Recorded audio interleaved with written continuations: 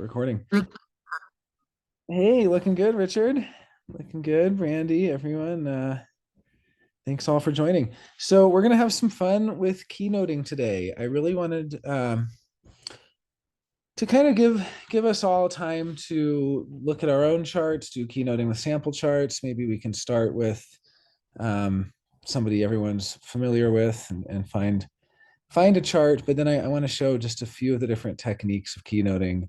One being channel keynoting, but obviously in the case of reflectors, you can't do that. And I want to look at gate keynoting, and then I wanted to look at some of the little formulas you can do. And actually, I think one of them that would be fun is with the link nodes. That's one I got from Mark Germain, and he was playing around with earlier. So I know you were on there earlier, Christine and Casey. But yeah, I want to make this a pretty collaborative exercise. So not just me talking the whole time. So we can absolutely all chat, communicate. You can type or talk as is your want. And let me find a good chart to start with. Maybe we'll do y'all know Jeff Buckley? Are you a fan of his music? I was looking at his chart the other day. That sounds like a fun one to me. Yeah, let's start with Jeff Buckley. I think that would be a good one. And so what I want to start with is just this idea of what are we doing when we're keynoting? There's a whole poetry of it. There's a way of weaving together the keynotes and kind of teasing out a story from them. So I think we'll start with the channel keynotes. We'll look at the difference between personality and design, which is a question that comes up quite a bit. Then we'll move on to the gate keynotes. And then finally, we'll try what Mark Germain was doing, which was the link node keynotes. And that's just kind of a fun way of just looking at a couple of things that come out from that. So let me pull up Jeff Buckley's chart here. I'm just a big fan of his music, and I was curious the other day, and I don't get curious very often. I'm a desire motivation person, and so really something has to come up for me to want to know. And I had a sort of a personal connection to Jeff Buckley and a reason to look at his chart and to compare it to someone else's chart that kind of came up. And so because I had that reason, I got to satisfy my curiosity, which is something that I don't normally do. I'm much more used to being curious and then ignoring it and never checking ever. So, yes, that is what desire motivation is. It is ignoring your curiosity. So, quite often, anyway. Okay, so I have this is Jeff Buckley's chart. And yeah, the first thing I noticed was just how much individuality he has. Really, a lot of individuality there. And yeah, and I just kind of noticed, I mean, he does have that collective 4130, but just that center column of three channels there. So I'm just going to start taking notes, and this is kind of how I like to keynote. This is something I often do in readings. I'll just take notes of the channels, and then I'll try to synthesize them later. So what we have is, let's see.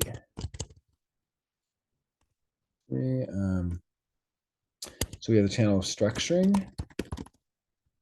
4323. This is the, let's see. And if you want to jump in on any of these, Richard, this is a really fun game. I was playing this in the car. We were playing this in the car in our drive back from Burning Man. I was testing Richard on all the keynoting, and he just, quick draw. He just had a quick draw on it. Or if anyone else wants to shout to jump in, otherwise I will be listing them.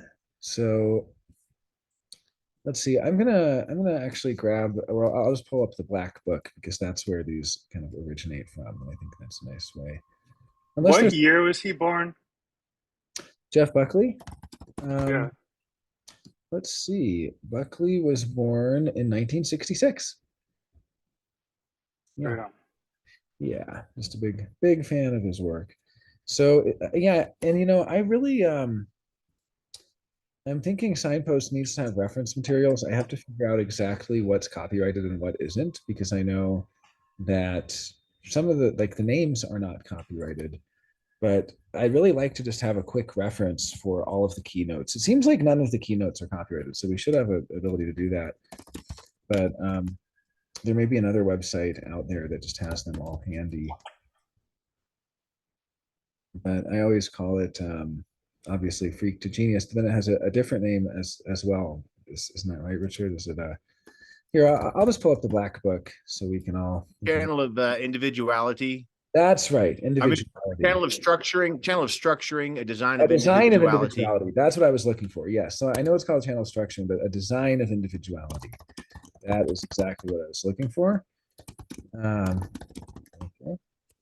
So, and then I'm just going to actually pull up the black book just so I have it here. And I hope you all have your copy. Yeah, everyone should have a copy. Oh, you got it right there. Perfect. Okay, excellent. Excellent.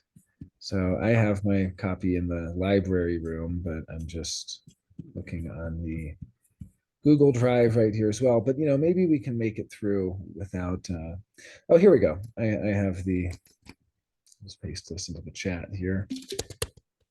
So, how do I, okay, I'll find it. I can never tell if there's a way to get to chat while I'm screen sharing. It's like my chat vanishes every time I screen share. Yeah, and so we're doing just keynotes for each channel. We're going to go kind of one at a time, and then we'll synthesize them. So, because I saw your message there, Ricky. So, okay, now when I go back to share Jeff Buckley's body graph. All right, then we have 1-8. And let's see, if people wanted to start shouting them out, they can, as you know them. Kind of a little quick draw here. It's channel of inspiration, design of a creative role model, right? So channel of inspiration, design of a creative role model. 214, the beat, right? I know that one. But then it has the secondary, the design of being the keeper of keys. That's an interesting one.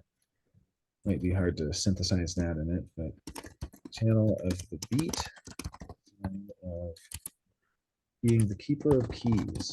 Okay. And then we have 4130, and that is the channel of recognition. And checking the black book here, I see it as a design of focused energy. So channel of, okay. Energy. All right, so I'm just gonna, oh, there we go, I found the chat now. Oh, I see Brandy also posted, oh, excellent, keynotes for channels and gates. That is perfect. That is really, really helpful, Brandy, I appreciate that. I see Ricky posted Keeper of the Keys. Christine says Last Goodbye is one of her favorite songs. Yeah, love Buckley. So let's see how we can put some of these together. Now, the other thing is looking at personality versus design.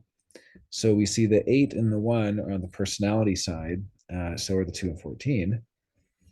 But then we see that the other channels are a mix, right? So with the 8-1 channel of inspiration, we can see that for Jeff Buckley, inspiration is about equal parts having that creative energy and then expressing it. So if we look at, gate 1 and gate 8, we can see that they're both kind of equally part of Jeff Buckley's conscious personality there. And so if you were to ask and tell, Jeff Buckley, hey, you're really inspiring to me, you're a real, creative role model, how do you do that? Well, I think Jeff Buckley would be equally aware of the need for self-expression and creativity from the 1, as well as the voice of contribution. I know I can contribute or not, and knowing where you can contribute. So the first thing I want to kind of point out here is when you have something unconscious, they often have no access to it, and they're just as surprised as you are at what's appearing. They're finding out for the first time at the same time as you're finding out for the first time about some of these things. When you have half of it, then people tend to really espouse what the personality side is. So if Jeff Buckley had only the one conscious and the 8 was on the design side, that would be like, oh yeah, in order to be a creative role model, you just have to turn inward and find your creative essence. And you just have to really be true to your creativity rooted in your own unique direction.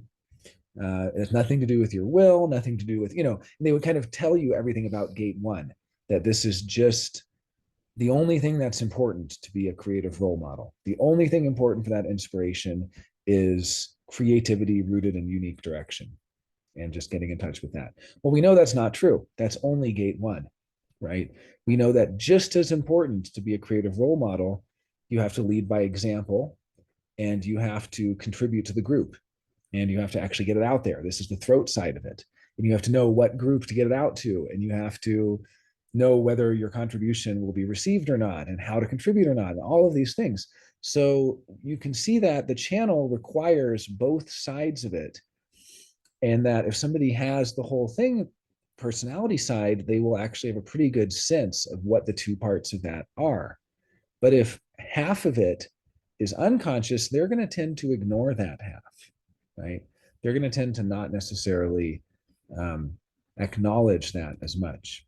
So for instance, we look at 4323, and obviously we know that this has to do with the structuring and then the expressing in a way that can assimilate. Like what is structuring? It's the 43, the inner ear, which knows something, and then it's the 23, which figures out how to break it up into bite-sized chunks that others can understand.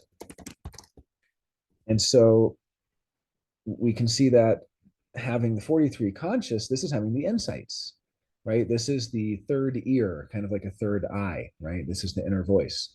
So if you were to ask Jeff Buckley, wow, you're such a genius, how do you express that genius to people? Jeff Buckley would say, well, the important thing is that you have the insight, and might not notice that actually you can have a great insight and not be able to explain it to somebody because you didn't give it to them in a way that they could assimilate, right?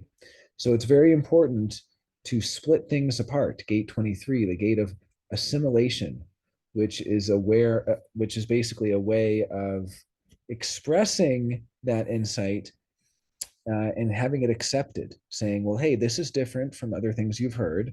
This is a diverse insight. It's about eliminating intolerance, and these are some of the keynotes of Gate 23, and basically splitting things in a way that helps others accept diversity. This is something Ra was very, very good at, that he just was absolutely able to get people to accept pretty outrageous things by structuring them in the right way. And how do you structure? You have the insights and then you split them apart into bite-sized morsels so they can be assimilated.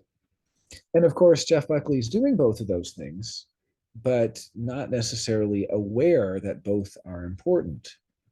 Like if you have 2838, right, two sides of struggling for purpose. The 28 is taking risks. The 38 is fighting.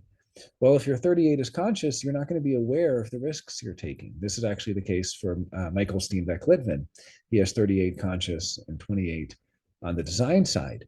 And he'll take risks if it's important to him, if it could lead to more purpose in his life, but he won't necessarily be aware of the risks he's taking.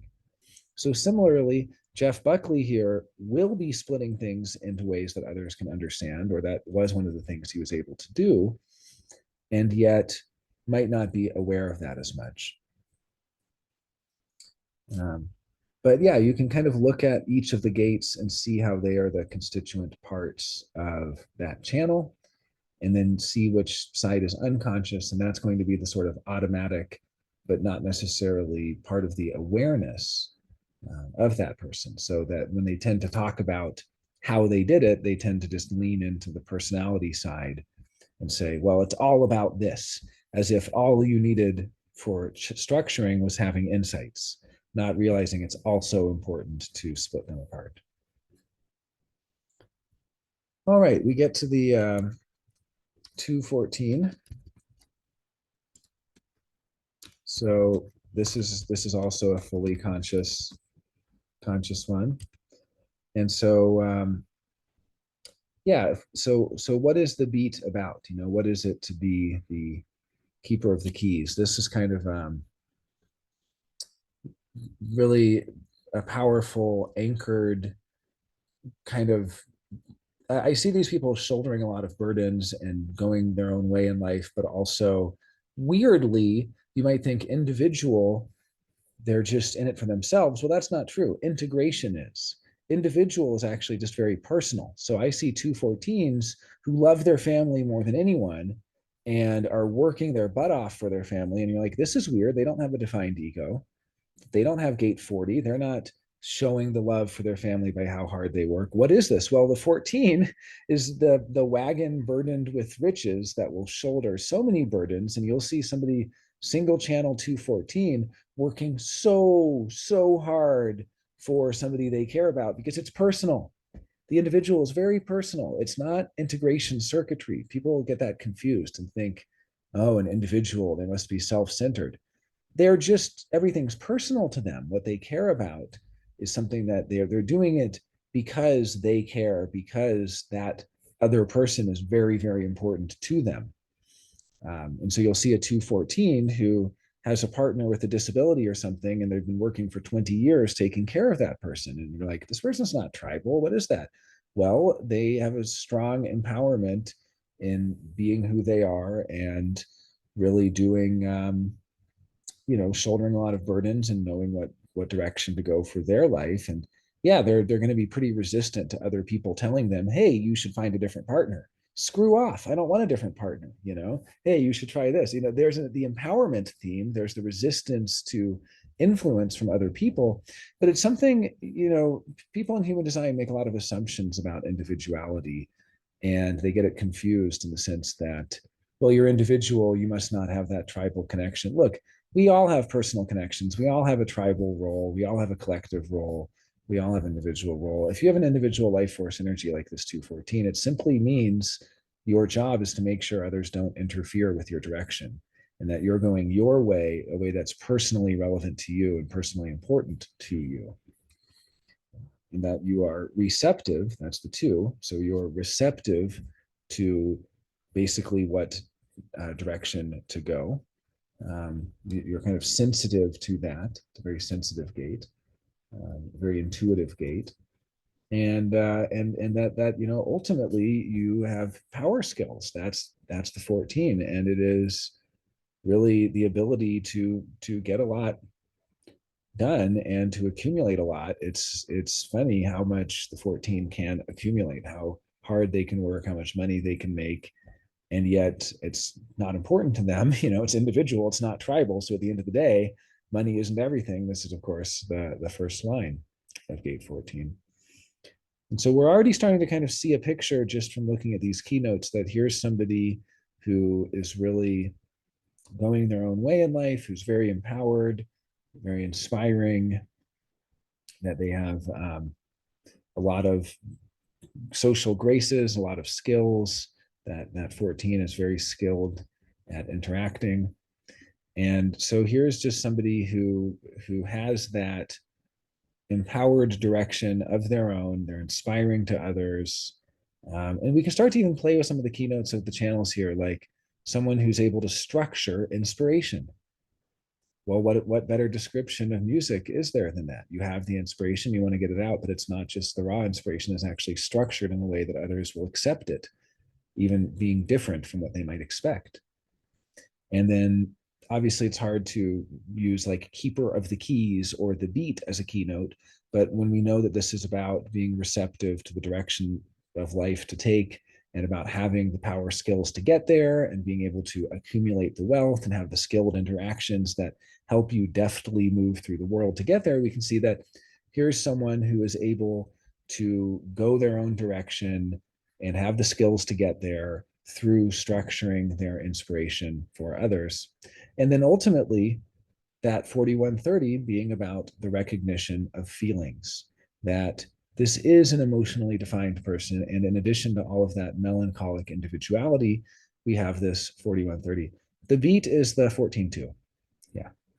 The channel of rhythm is the 515, which is kind of funny that the beat is next to the rhythm. But if you think of the beat as a pulse and, you know, individuality being on a pulse and things like that, we might deconstruct a little what Rob was thinking there. But yeah, so here's somebody who, through their recognition of feeling, was able to structure their inspirations and was able to have skilled interaction and accumulate and retain wealth to go their own direction in life. You know, someone who was very successful in those ventures. And so we can see also that that 4130 is also 41 on the personality side and 30 on the design side. And so, you know, again, if we just kind of think of how only half of that channel of, well, basically that the fantasy is what this person is going to think that is the most important thing when it comes to recognizing feelings. So I see that you know, 4130 I see as having the fantasy and then getting to see what it's actually like. That's the 30 part of it. Seeing what it's actually like. If someone just has that 41, they don't necessarily see what it's like. Now, also, by the way, they might see what it's like by watching a movie about it or a documentary or reading about it. They don't necessarily see what it's like by having that experience themselves. In fact, Rob pointed out that for the 4130s, the internet, YouTube is really the greatest thing because they don't have to experience all this stuff. They can live vicariously through others. So there's a lot of vicarious experiencing from that 4130, because remember, the keynote of all collective channels is sharing. So they want to share in the experience with others. And obviously you can share in the experience by going on an adventure with them, or you can share in it vicariously through seeing a lot of photos or watching movies and so on. Yeah. Oh, and he has the 2930th design sun and earth like pockets. Well, in a moment, we will go to the actual keynoting of the lines, and that'll be another interesting exercise.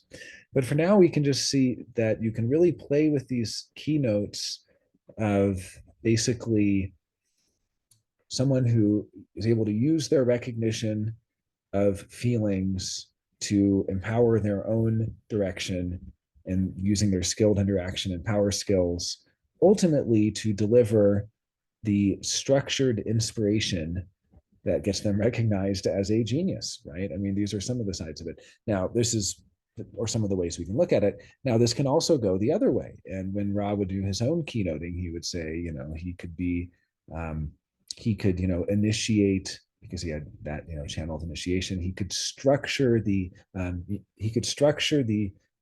mean, basically he had channel of, you know, awakening.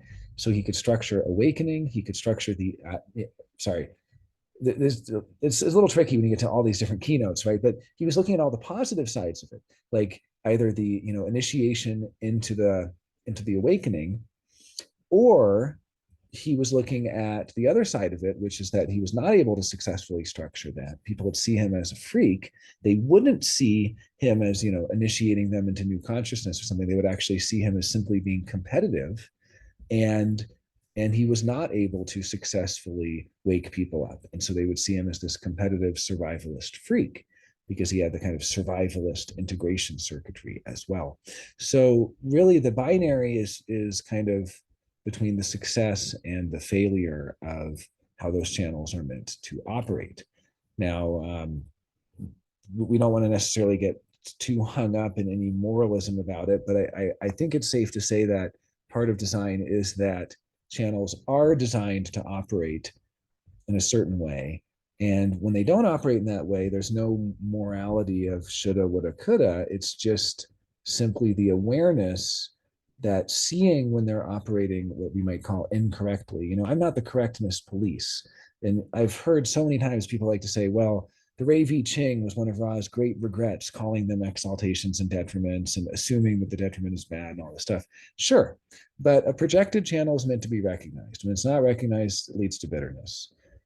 Generated channel meant to be in response, right?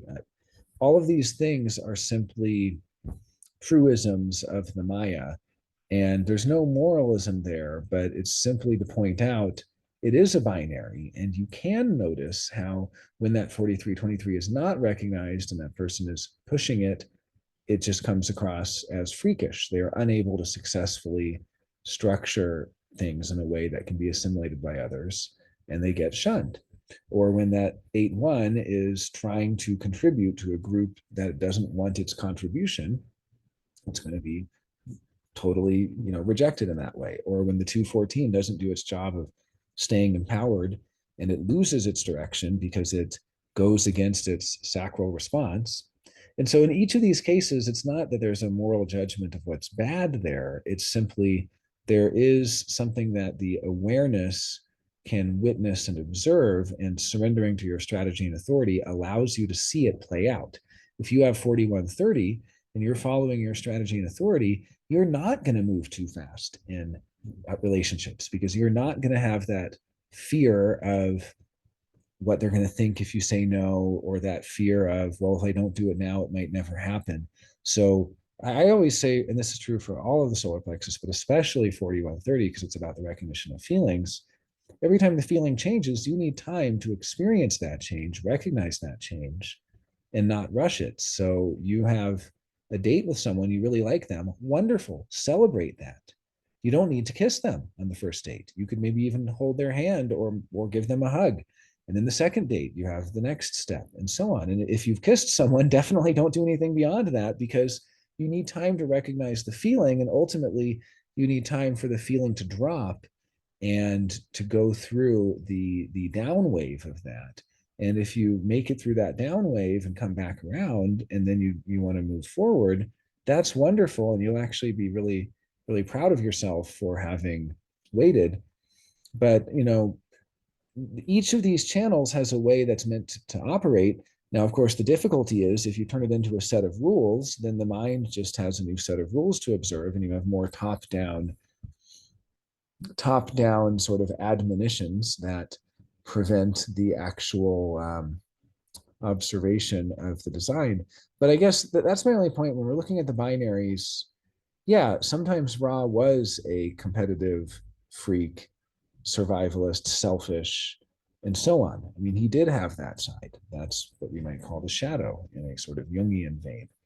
But the vast majority of the time, he was structuring the initiation into awakening, into new paradigms for so many people, and into their perfected form. That was his other channel, right? 5710. He was structuring all of this for us, and we recognize him as a genius for that. And he has helped us perfect our forms so much more. So it's not, I'm a desire person. I can't just say it doesn't really matter what side of the binary it ends up on, right? It does matter. It absolutely does. If you're an innocence person, you might say, okay, well, it's all for the greater good. And in my deep optimism as an innocence person, I can see that even living out the so-called not self, or the negative side of the binary, is going to be instructive and was necessary at that point. Sure.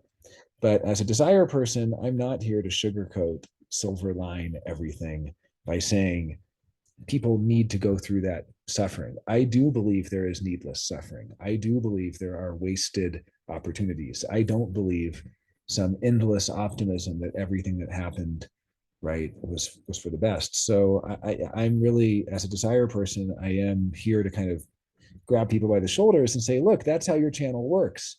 It's up to you. If your awareness won't learn that, then you're not going to be able to witness yourself making the correct decisions.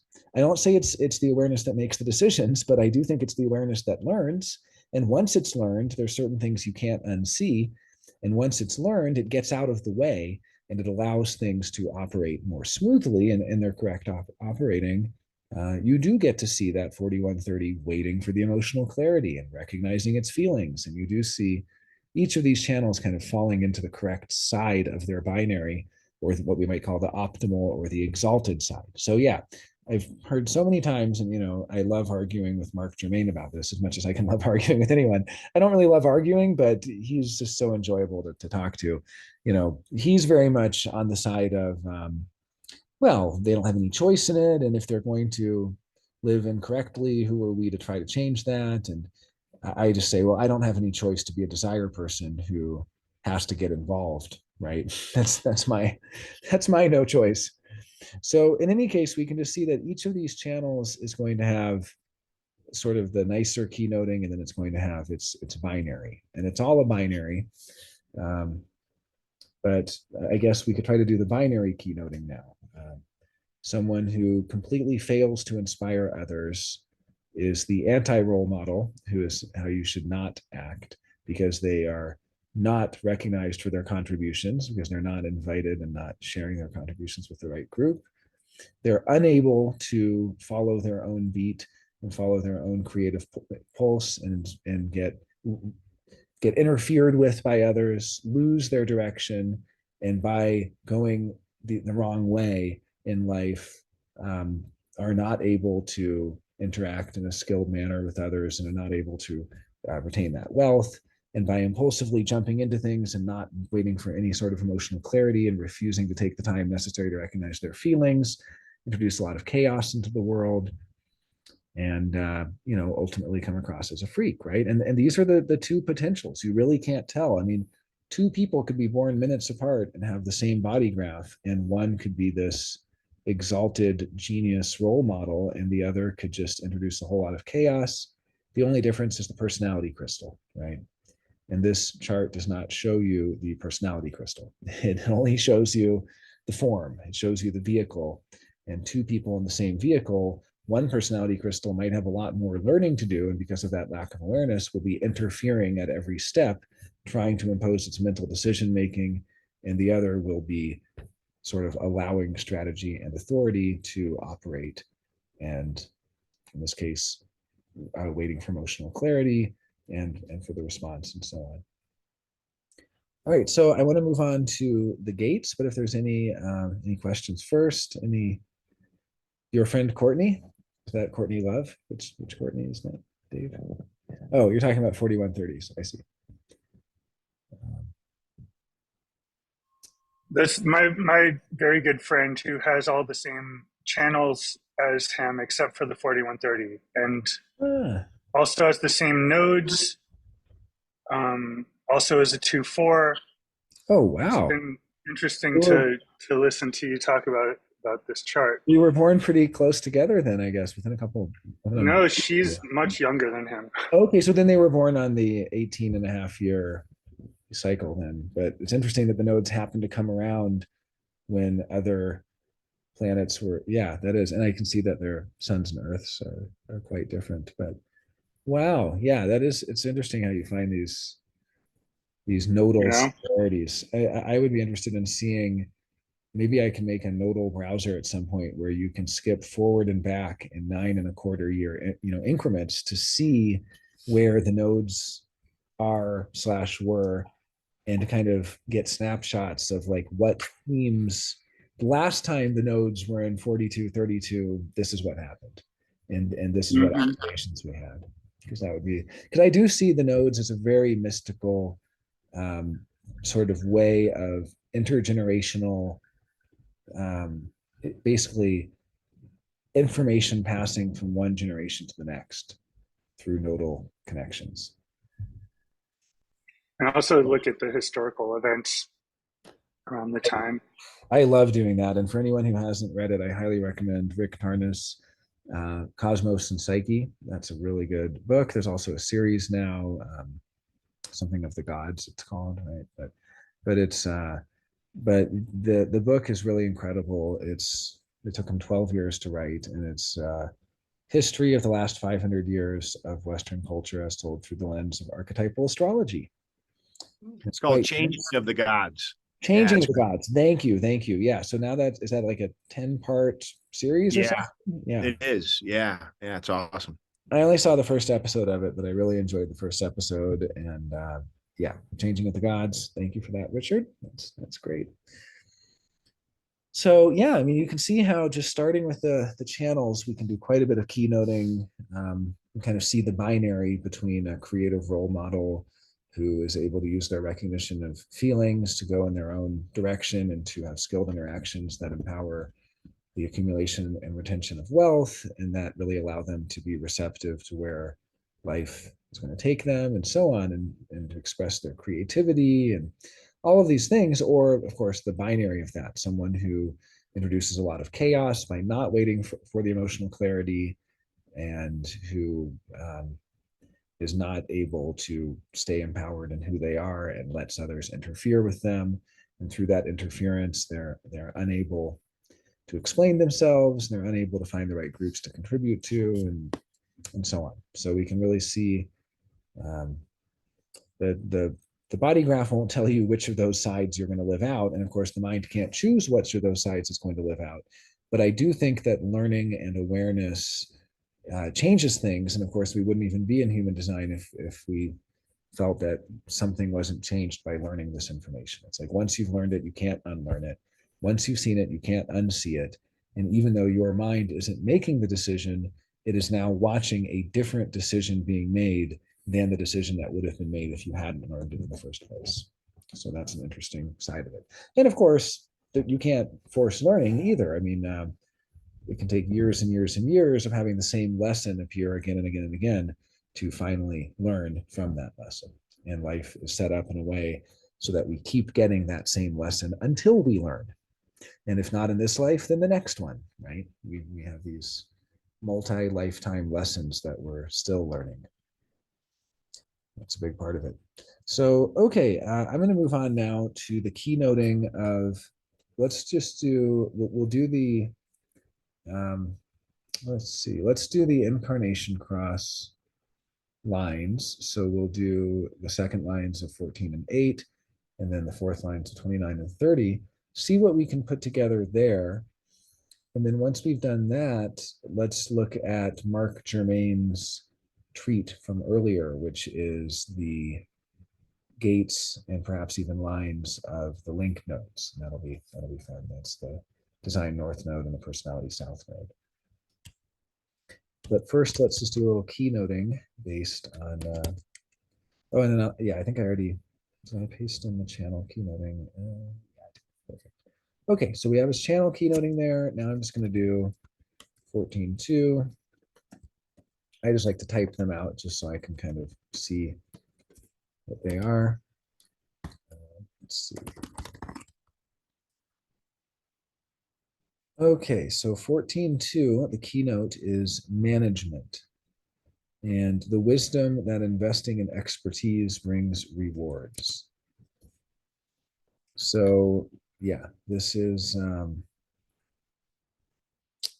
so just to start with, this is a personality sun gate that the blue line, that what it's here to learn is to invest in expertise. And so the exaltation is the key to power lies in not trying to be and do everything alone. And, you know, just because you don't have a particular line or a gate doesn't mean you can't learn this. I mean, really, all 384 lines are either things that we ourselves are going to be here to learn and embody and live out, or what we're going to witness from others. And we can certainly learn from that. And even though, you know, it may not be our story, it's still a story that we've seen play out again and again and again. The detriment, the vanity to be one's own best expert.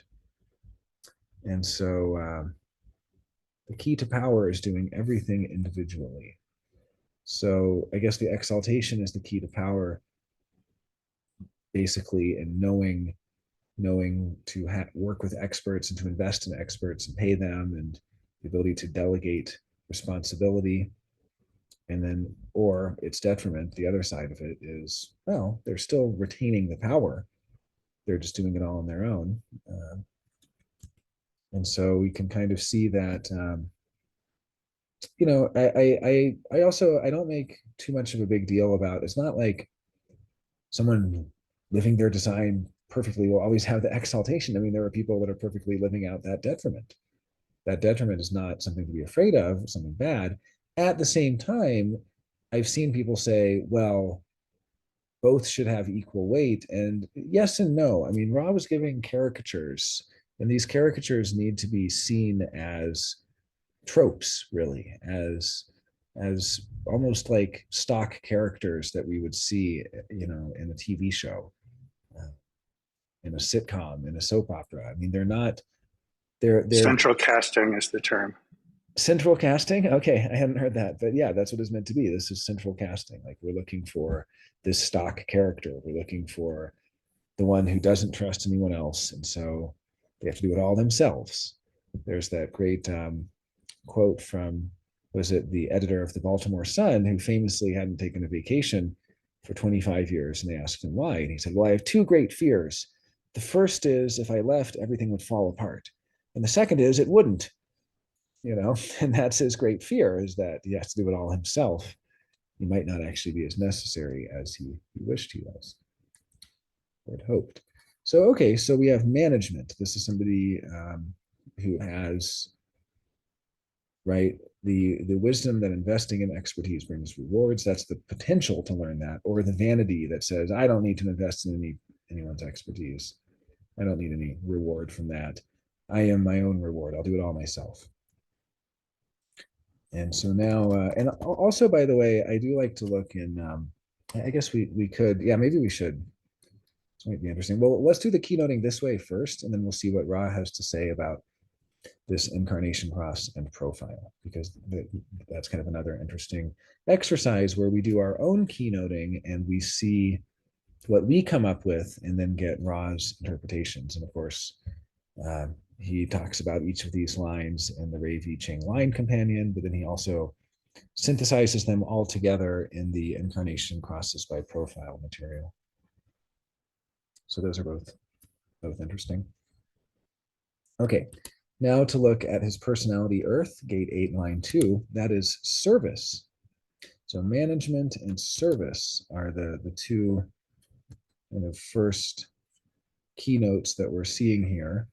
So someone who is good at delegating responsibility and serving selflessly to others, or the vanity that they will never delegate that responsibility, and they're not willing to help anyone unless they get rewarded. So we're already seeing a little theme here. And that's one of the nice things I love about human design that was genuinely surprising to me.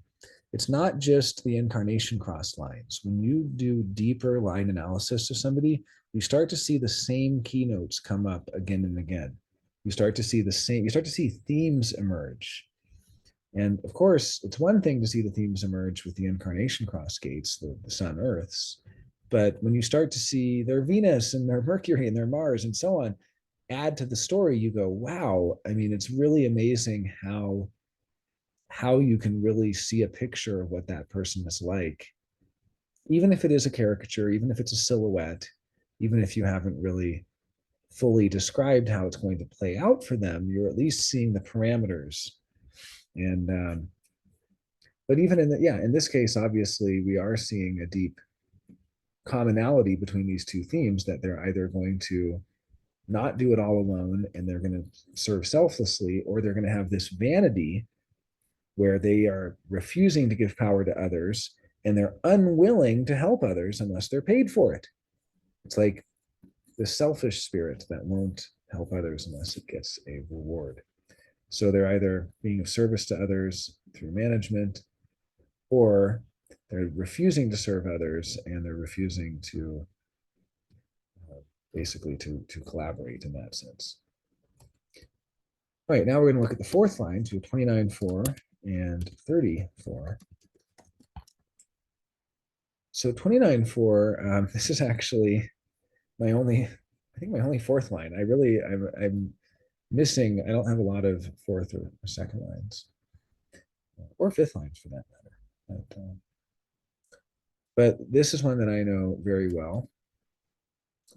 And this is the 29.4 is directness. The shortest distance between 2 points is a straight line. And I have it in detriment. And so that's one where, yeah, I used to be self-conscious about. Now I can kind of see, even in detriment, it can actually be useful. It's like, that's what I incarnated with in my bag of tricks in this life. It's something that I can rely on and I can use.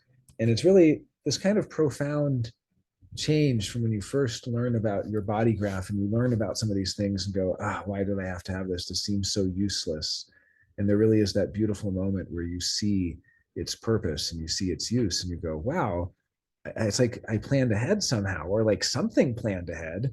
somehow there was this amazing foreplanning that here I am decades into my life, and it seemed like this was totally useless. And why did I have this line? And now it's actually incredibly useful for me, and it's actually necessary to help me get to what my purpose is. So this has happened to me again and again, where I've just had those aha moments. It's like that Hojo joke where he's laying under the walnut tree, and it has the big trunk and the big branches, and then he's kind of looking across the field and sees the pumpkins and goes, ah, what a silly God who put these tiny walnuts hanging from these massive branches, but put these massive pumpkins hanging from these little vines that can't even hold them up. What kind of God would get it so backwards like that? And right at that moment, a walnut falls down and hits him on the head, right? And then he is not so you know, he realizes there's a purpose to it.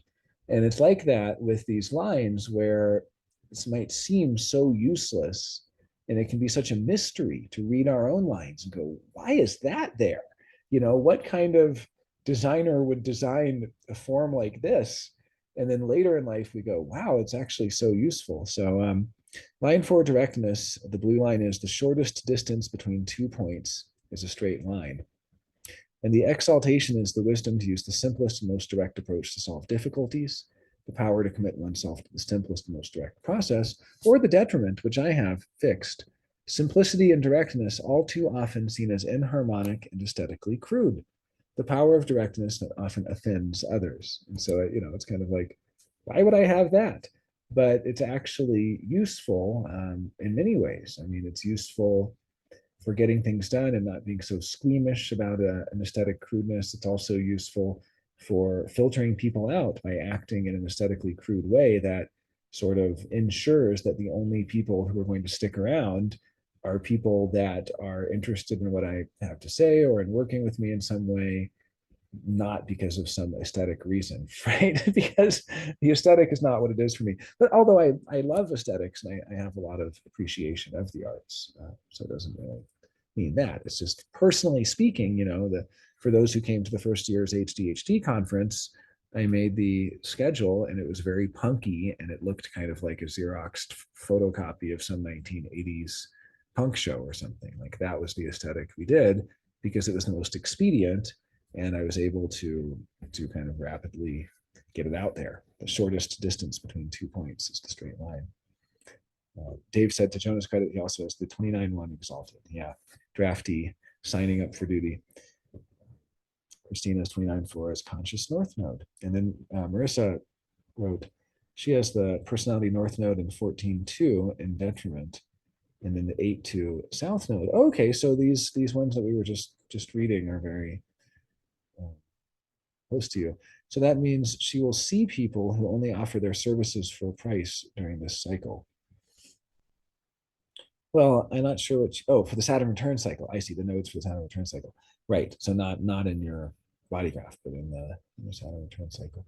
Yeah, that's interesting. I mean, I definitely I do look at the nodes for the Saturn return. That's one of the three things I look at. I tend to look at profile, that is the Sun Earth profile, you know, incarnation cross, and the nodes. And of course, the profile and incarnation cross are kind of the same thing. So really, I look at two things, I guess you could say. But the profile with the cross and the nodes. And yeah, I mean, there's definitely going to be a hint there that is going to be a theme for you. It's hard to deconstruct or how far we go with that. I mean, the farther we go into Saturn return analysis, there are treasures you can pull out from that, but it's hard to generalize them. And it's more like you might kind of ruminate on that and then think about the people in your life and looking at what your nodes in your normal natal body graph are and how different maybe that you're used to having a certain kind of person coming in, but now with those second line nodes, you're seeing that it's a lot more discriminating and a lot more careful about who you let in your life or something like that. Yeah, I mean, it's not so easy for me to deconstruct the nodes, but yeah, I think that's definitely worthy of further investigation for sure.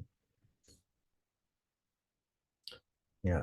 Interesting comments there, Christine. So let's do who's doing a phenomenal job? Is that Marissa doing a phenomenal job, or on the nodes, or you're saying I'm doing one on deconstructing it?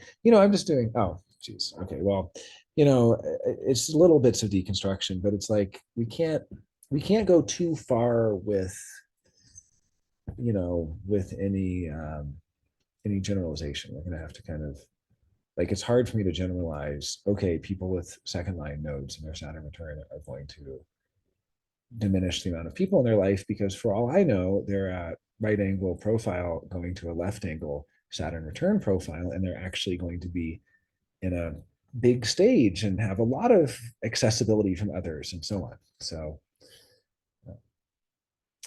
yeah, so okay, well, oh, and 14, oh, I see, 14 and 8 sun Earths as well. That's really interesting that your nodes in your Saturn return cycle, albeit in different lines, but that they were on your sun Earth. Yeah. Oh, I see, for the Saturn return. Got it. So the nodes and the sun Earths and the Saturn return. Right. And so going on to that fifth line, sun Earth, it might actually find you in a much bigger stage and having a lot more exposure to more people. And so we can't really generalize, like, the other than maybe, you'll be on this stage where you'll be a stranger and you'll have a lot more mass popularity and kind of be more of a public resource with those fifth line sun Earth placements. But then with the nodes, you'll be more drawn to perhaps second line people and kind of a smaller group in that sense. So it's hard to really deconstruct that, though. I have a 2-4 Saturn return. So I'm theoretically, the way Ra deconstructed that is, if you're a fifth line, you're going to a second line Saturn return, which is actually an example he used of himself with his own Chiron return, as a 5-1 going to a 2-4 Chiron return. And he also looked at Malcolm X, who was a 5-1 going to a 2-4 Saturn return. And he said in both cases, this is someone who reduces a lot of the in-aura contact or accessibility. And that's kind of true. It's kind of true. I mean, I still have a lot of in-aura contact at the HDHD events, but I also did move away from a big city and make myself less accessible to the groups that I was accessible to before. So yeah, I can see how there is a narrowing down when you're a fifth line moving to a second line, and so on. But it's hard to get too general with it. Okay, and then let's just look at that gate 30 line 4, and then we'll synthesize these together. Yeah, absolutely. And I'm always happy to chat nodes, to chat Saturn returns. Feel free. This goes for really anyone who wants to tag me in main on the Discord group and have any questions at all, and we can either chat about them there, or I can go on voice chat, or make them the topics of videos and post them in my room and so on the Discord. Okay, so gate 30 line 4. Oh, this will be a good one for the next trivia night. We do a special so most of human design trivia, we have questions about Ra's life, or just kind of interesting, what line was the global cycle in this year, and so on. But then we have this sudden death round when there's a tie, and that's only happened twice in the history of HD trivia. But we have them ready to go, or we quickly come up with them if there is a tie. And the sudden death round, we list only the name of the line, and then the team that guesses first, if they guess too quickly and are wrong, there's no penalty, but then the other team has as much time as they want to make their guess, so there's kind of like, don't really buzz in unless you know. But we give the keynote for the line, or what the line's name is, and then they don't have to guess the gate. They just have to say it's a second line, or it's a fifth line. And so this is one that I think might be too easy, but it's a pretty good one. Line 4, burnout. And I think fourth lines know this one pretty well. So burnout, the blue line here, is an unrealistic pace that begs misfortune. And so that's really what they're here to learn, at their best, is really here to learn that an unrealistic pace will just lead to misfortune. And the exaltation is the compulsive and hyperactive nature that carries all the earmarks of burnout, but doesn't necessarily arrive at it. A positive outcome is often assisted through analysis. Highly energized feelings that may lead to emotional collapse, but there's a possibility that they don't, right? So that's kind of the best we can hope for. Or the detriment, uncontrollable expansion with the inevitable bursting of the bubble, uncontrollable feelings and accompanying emotional outbursts. So, and then Marissa says, she knows the skates so well, her mom has Jupiter there, which detriments. Well, it makes sense that Jupiter would be the detriment because it is such an expansive planet, doesn't know when to stop and so on. Yeah, and so these are the first two, and then that's on the personality side, and then on the design side. So how do we synthesize these? I mean, here's somebody who, right, who has the wisdom to delegate responsibility and the power, kind of power in numbers to serve the highest good. And so they have the selflessness that allows them to delegate and to have that power in numbers. And then really to be able to, we see, wisdom again in line 4 here. So the wisdom to use the simplest and most direct approach.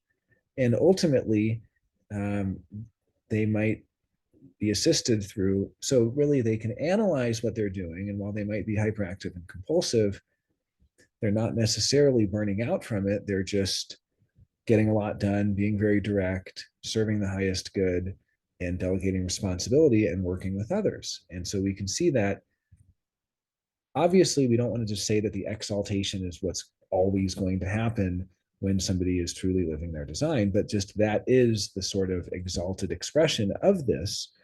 And that is something that we can see as a picture being painted. Or on the other hand, and it is often the case that unless that detriment is fixed, that there is a sort of that the detriment is lived out by accident or not in a useful way.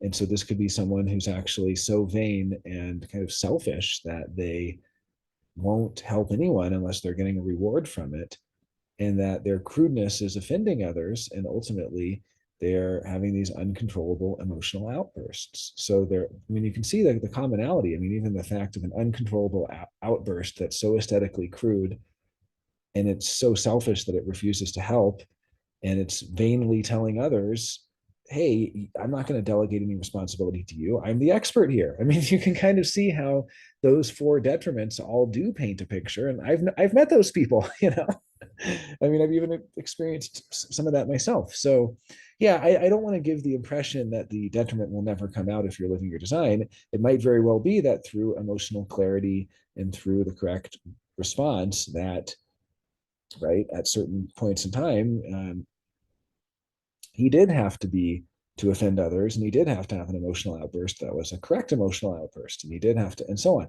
But by and large, I don't like playing the game of, oh, because Ra said he regretted calling them exalts and detriments, we should give them equal weight, and who are we to judge, and so on. Yeah, we don't have to morally judge it. But at the same time, I mean, a lot of the detriments have keynotes of anger and bitterness and frustration and disappointment. I mean, there's no coincidence there. And yeah, if you have a fixed detriment, obviously that is going to be something that there's a reason why you have that, and it doesn't mean that you're going to be doomed to having the sort of so-called not self theme of your type. There's a reason that you have that, and it'll be up to you to discover or witness what that reason is. And it might take years and years for it to become clear why. It's kind of like, why, God, why did I have to have this particular line? But it will become clear over time. But I don't like playing the game of well, maybe he's living his design perfectly and he just becomes this super selfish person who refuses to help anyone and who's constantly offending others through his emotional outbursts. I don't see it. Those emotional outbursts are happening through not waiting for the emotional clarity. Those, right? So yeah, I mean, I just think we have to take a step back from the sort of equaling everything out and saying, well, exalt, detriment, who cares really? I mean, it's probably just because I'm a desire person, but I don't see it as this equal playing field. I also don't see it as we should be addicted to the exaltation or striving mentally to ensure that we get to the exaltation as if something like that were even possible. But it's just, those are the two sides. It's like there's the side in the sun and there's the shadow side. And so Jeff Buckley, kind of living his best self for the world, is selflessly helping and collaborating with others, and is selflessly solving problems through directness, and is analyzing a lot and having these energized feelings. And then that shadow can come out of emotional outbursts that offend people through their selfishness and through their vanity. So that's kind of how I would do that sort of keynoting, is really just to look at it as a binary. And then I just want to do two more things here. I guess I want to briefly read about this in the incarnation cross by profile, and then I want to do Mark's fun tip. Let's take a 4-minute break just to make sure everyone can stretch, and then if we don't have any discussion, let's come back, or I guess a 3-minute break now. Let's come back at 10 after the hour and we'll finish up and have a little discussion. We'll look at incarnation crosses by profile, see what Ra has to say, and then we'll do Mark's link node analysis. So see you all momentarily. Be back at 10 after the hour.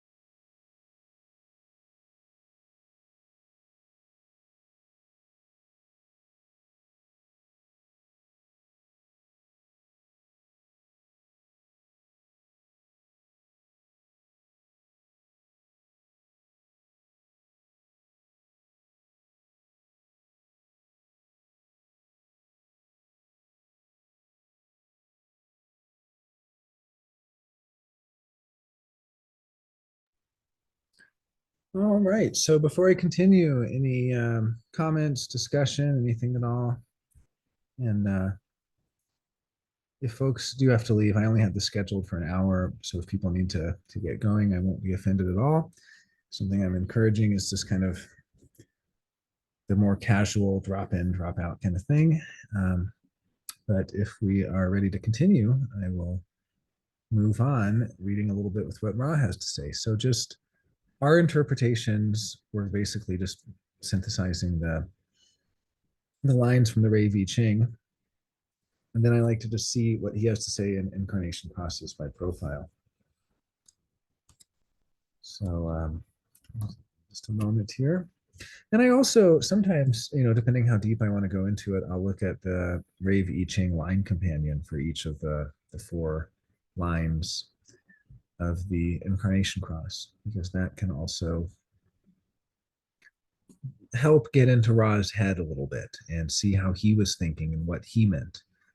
I really don't like arguing over what a word means. I'm much more interested in how the person's using that word. So people will sometimes say, well, I don't know if that's really accurate in describing me, or, I don't really resonate with that. It doesn't seem accurate. And I would say, okay, well, before we are certain about that, let's see what Rob might have also meant by it, because he actually might not have meant the same thing. We often get into language disputes or verbal disputes where the particular word used is a problem word and someone doesn't like that word. But if you switch, I called it word prejudice. Word prejudice, it's a real thing. It happens. People get stuck on a word and they're like, I'm not that word. And I'm like, of course you're not. But also there's many ways we can understand what that word might mean. And so Ra used words in a pretty idiosyncratic way. So it can help to kind of read and cross-reference his Rave I Ching line companion or incarnation process by profile, just to see what he might have meant by a particular word. So here, it'll take me a moment. Yeah, and if anyone else has any other ways of synthesizing, I posted the keynotes we've looked at so far, the lines from the Rave I Ching. But yeah, I mean, you can see, I mean, the way I approach keynoting is to really start with the gathering of the information. And then once we've gathered enough information to have a second phase where we narrow down on what picture does this paint. And I guess the main things that I do are I keep the binary in mind. So I really try to do 2 sets of keynotes.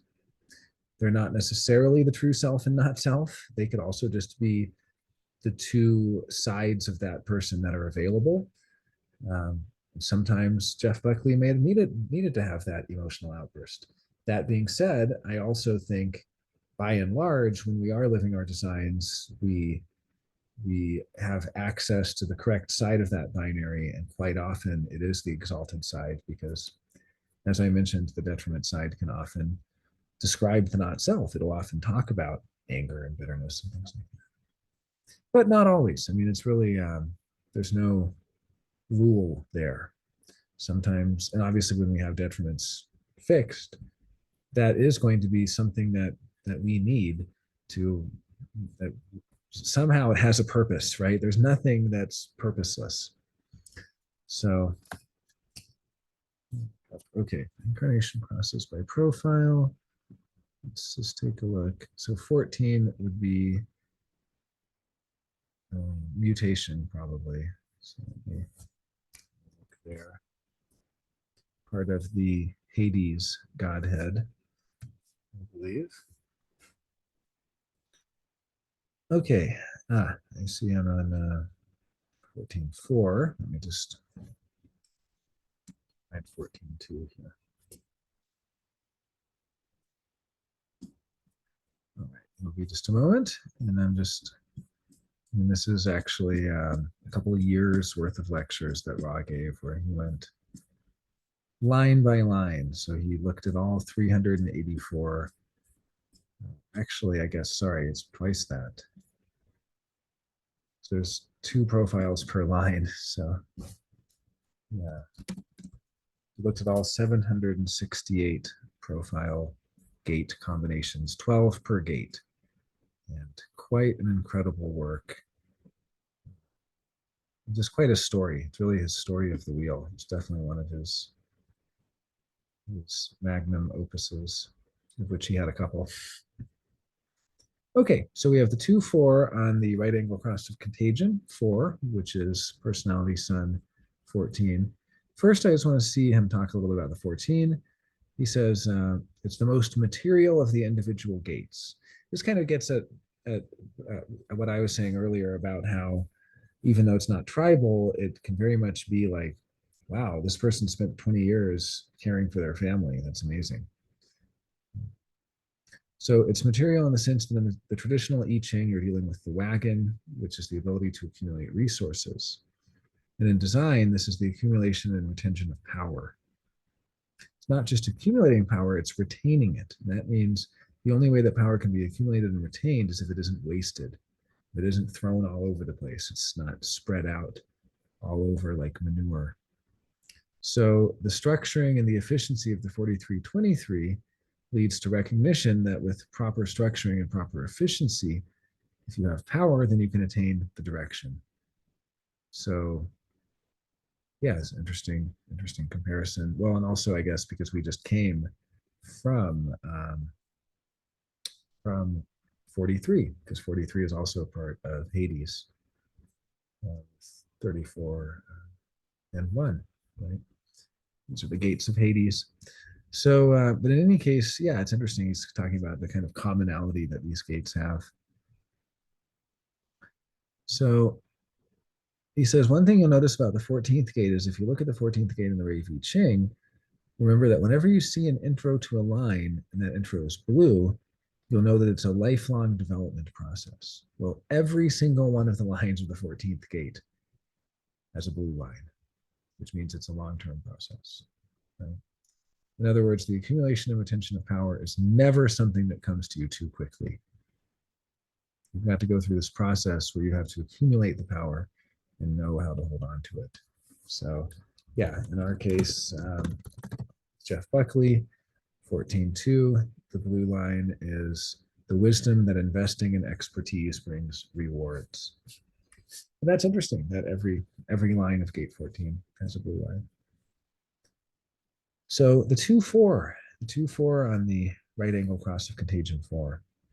The 2-4 understands something that is so natural for the 2-4. It says, I don't want to be bothered, but this could really work. So I'll hire you and you do it. I'll have the power to appoint you to a direction and you do the work. I'm very democratic. I'll give you shares. I'll make sure you're well rewarded. But while you're doing all that, leave me alone. I'm going to be over here. I'll check the bank account. That is the ideal of the 14.2. Management. Yeah, we call it management, middle management, upper management. It's, delegation to others. And he points out that it's the cross of contagion. And then the blue line, the wisdom that investing in expertise brings rewards. This is about the dilemma of either you're going to invest and expand, or you're going to do it all yourself and fuck up because you can't do it all yourself. And the not self 14.2 says, leave me alone. I'll do it myself. I'll do everything myself. Yeah, so you can see that Ra does use the detriment as the description of the not self quite often. Now, of course, if you have that detriment fixed, it does not mean that you're doomed to always live out the not self. It simply means it kind of has a special quality in that way. But you can see that quite often he does kind of understand that the detriment is what's going to come out when it's not operating according to being recognized and invited for a projected channel or operating out of response for a sacral channel and so on. So we know what happens to these beings when they say, leave me alone, right? They can't do that. So this is a much deeper understanding of the nature of power and its relationship to material. And everything about the 14 is the relationship of power and money. How do we deal with it? Is the power the money, or is the money that's something that's just around the power? It's an interesting question, right? Are you powerful because you have the money, or is the money related to the power somehow, but it's different? So when you get to the 2 says, if I have the power, I don't have to be focused on the money. I have to be focused on using the power to get the money to come to me. Oh, he's talking about the second line here. So that second line is saying, if it has the power, it doesn't have to care about the money. It just has to manage the power to get the money to come, really, in my own words. So when you're dealing with these 2-4s, you see that their network at the unconscious level is going to make an enormous difference in their lives. One can never forget how important opportunism is to the 4th line. And whenever we're dealing with the material dimension, particularly with tribal materialism, that the presence of the fourth line represents material opportunities, money opportunities, business opportunities. Well, in this case, we don't have a tribal unconscious, we have a collective abstract, but still. When you're dealing with the 2-4, it's very powerful. There's a tremendous amount of material potential and management skills, the energy and power for management skills.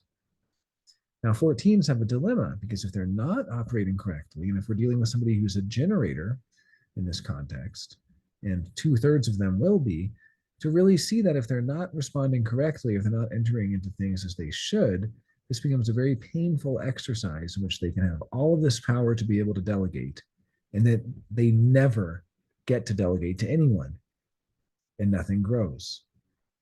The 14 is here to bring, what's this guy's name? Stockman. He was the financier of the American government under Reagan, who brought in trickle-down economics. The idea that if you stop taxing the very rich, their investment into the expansion of their businesses will trickle down into more jobs and increased income and so on.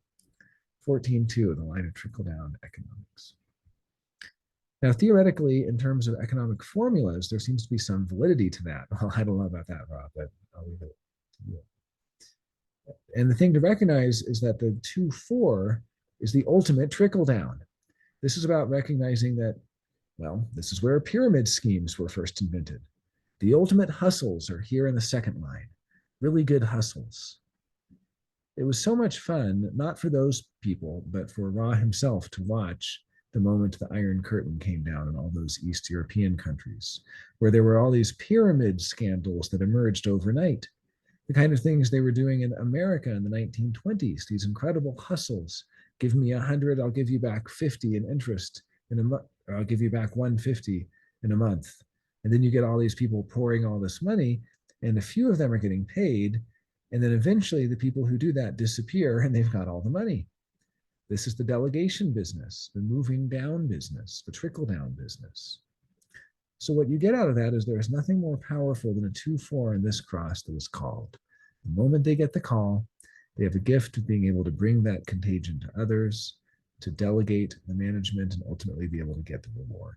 In most cases, that does not happen. You can tell by the beginning of that because it says the wisdom. And one of the things you'll notice about the 14th gate, if you look at it in the Rei Ching and you see that the intro is in blue, these are lifelong development processes, long-term processes. In other words, the accumulation and retention of power is never something that comes to you quickly. You've got to go through this process where you accumulate the power and know how to hold on to it. And if you don't know how to respond, that power is going to get blown out all over the place, and that creates as many ways as confusion will permit, because we're talking about the central system. So yeah, that's an interesting way of describing it. And he was a 2-4 cross of contagion. I'm not sure which wing. Brandy asks, can you explain the blue lines a little more? It could be valuable. Yeah, I mean, the blue lines are lifelong processes that are potentials. There's no guarantee of the blue line, but that's something that can emerge slowly, and particularly even post-Chiron. The blue lines, not every line in the Rei Ching has a blue line, but when they do have blue lines, that's something that is a potential for the wisdom that person can learn pretty much over the course of their life. And if you have other ways of describing that, I'm happy for others to jump in. Thank you, Randy. That's kind of how I see them. But if there's other ways, I've heard them called wisdom potentials, or just in this case, Ra's calling them part of a developmental process or a lifelong process. Something that takes time to come. So yeah, I'll just go back to sharing if anyone has any final comments, final ways of analyzing, and then let's look at Mark Germain's. I guess this will be a nice ending point. So Mark Germain was doing this earlier and having some fun with it. He was looking at the link nodes. And so the link nodes here are in all cases are the design north node and the personality south node. Here, Mark Germain would be looking at 23 and 1. and trying to synthesize those. And he wasn't really looking at the lines as much. I suppose you could, but just splitting apart and the creative, right? So looking at someone who is really creative at splitting things apart, or looking at somebody who is able to help you assimilate things creatively, that their creativity is applied to that. So, but I will look at the actual lines just to see if we can get a little bit deeper. So, but it's an interesting practice, right? Like these two gates are very important for us. The link nodes are a very core part of us. So what happens when we synthesize just those two link nodes together? So starting with just the gates, we have the gate of assimilation and the gate of self-expression. So how to get someone who can eliminate intolerance of their diverse views through their creativity rooted in unique direction. So they have a creativity as a primal force that manifests inspiration without limitation, right? So this very creative force, individual expression, and how is it expressing? It is expressing through the awareness and understanding, which leads to the acceptance of diversity. So they're able to get rid of those who would not be tolerant to their creative expression, because they know how to help that creative expression be assimilated, right? They have a unique insight which can open the door to mutation. So they can get that individual expression through, and they can have it fulfilled through that interaction because they're good at, and because they're aware and understanding of how to get it accepted. How can I get it through to others? Right? And that's just going to be at the gate level. And we can look at the lines in a moment as well. Oh, question. Wasn't it? Oh, maybe sorry. I guess I did it wrong. Yeah, it's a good point. Let me look back where we are. Oh, you're right. Sorry. No, it's the design north node to the personality south node. Yeah, the 2 is the design, is the personality north node, but it's the link nodes are personality south node, design north node. Yeah. So that's well, and I have an example actually, Mark made for me. So let me just check that really quick. Or I guess I don't need to have that exactly, but I can just use my own chart as an example. And he was doing this earlier, having a lot of fun with it in his HD Sat Sang, which is going to be happening again this Thursday. Really, I've been enjoying just seeing how Signposts is really kind of allowing people to do their own thing. And it makes me so happy because I wasn't sure, of all the people we wanted to be involved, you can never really tell how involved people are going to be, and just seeing so much great involvement. Okay, well, I don't have the graphic he made me right now, but I'll just say in my own case, he was looking at my design north node in 12 and my personality south node in 26. And he synthesized that by saying, I'm the articulate salesman. So that was his quip for me. But he makes these great graphics, and if you're nice to him, he'll make you one. So. Okay, so now let's look at the actual lines here. Dave said, I'm pretty sure they're called lymph nodes. Okay. Yeah, that's the exactly. So, okay, so we're looking at, let's see, let me get back to where we were. 23.2 to the 1.4. So 23.2 is self-defense. The blue line here is the need to abandon tolerance when survival is threatened. Let's paste this into the chat here. So self-defense, someone who has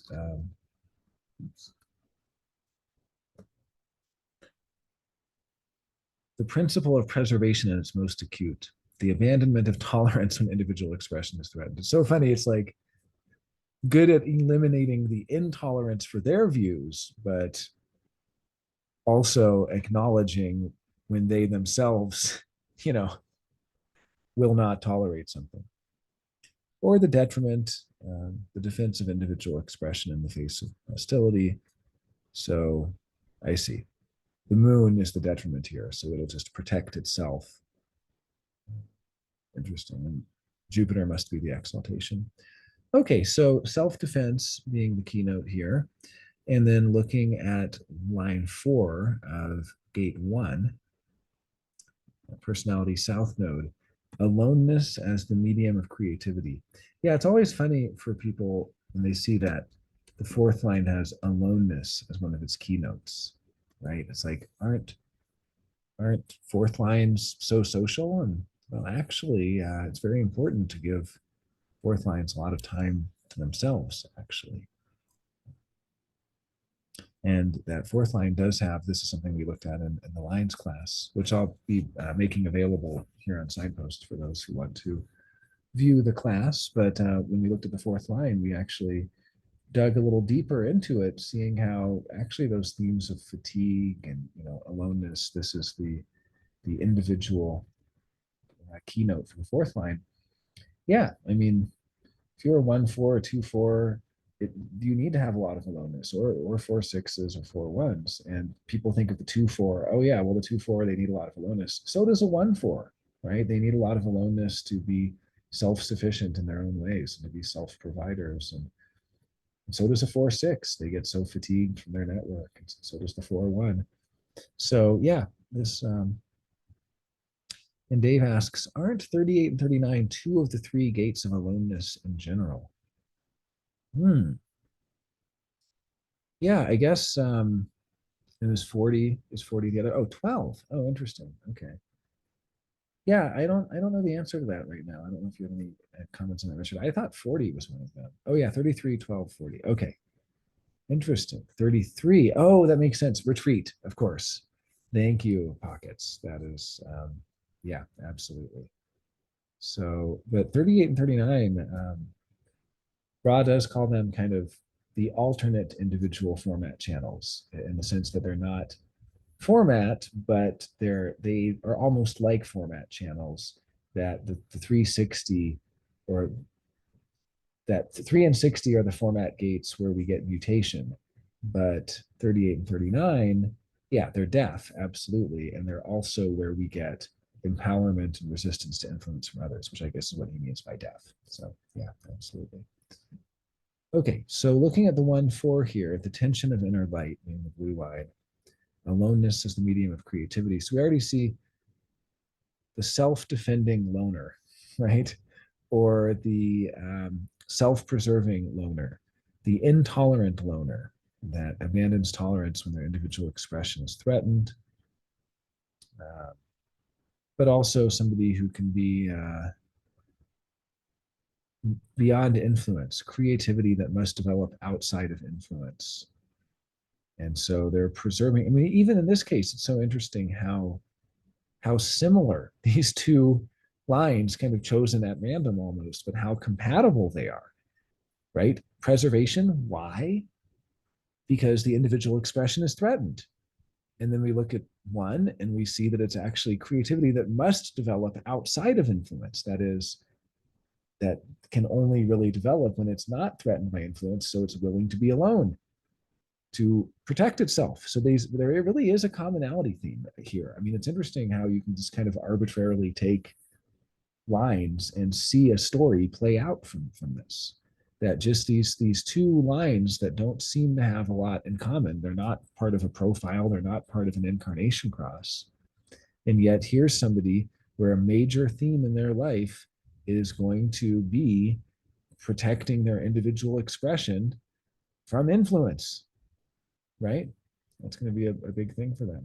So Christine says she's moving from 29-6 confusion to burnout 34, as if her core wound around 64-5 confusion wasn't enough confusion. Yeah, you start to see these commonalities where you even see the same word, or some of the same, yeah, some different lines and different gates actually use the same words. So yeah. Okay, well, I think that's a good place to call it today. But if anyone has any final comments in the chat or on audio or anything at all, thank you all for joining.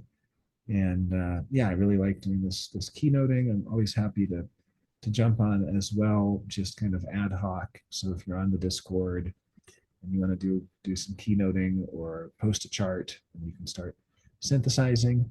Thank you, Pockets. Really appreciate that. And thanks to Mark Germain, who's not here right now, but just for his interesting technique of doing link node keynoting. That was really, really fun. So, all right. That was a cool chart, Jonah. Very nice. Thank you so much. Really appreciate seeing you all. Okay. Take care. Take care.